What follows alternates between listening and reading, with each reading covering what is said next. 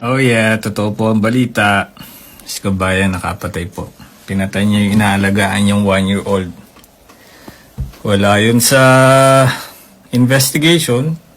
Nabugnot daw tong si kabayan dahil maingay, makulit yung bata.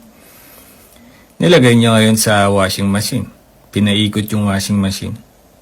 Habang nandun yung magulang habang nandun po yung magulang. Well, siguro hindi niya intention na mamatay yung bata, pero talagang nilagay niya sa washing machine yung bata.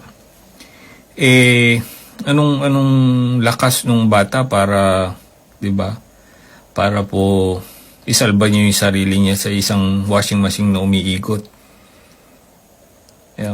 Nagkaroon ng injury yung bata that caused its death. And kaya lahat po ng mga OFW sa Kuwait, talagaan niyo po yung mga bata, yung magpa-good shot kayo kasi alam ng mga employer yung balita ngayon. Naiparating na rin natin to sa OWA. Alam na po ng OWA yung nangyari. At they are contacting the embassy and MWO sa Kuwait. Kasalukuyan po nakakulong na yung OFW. Hi, God bless you.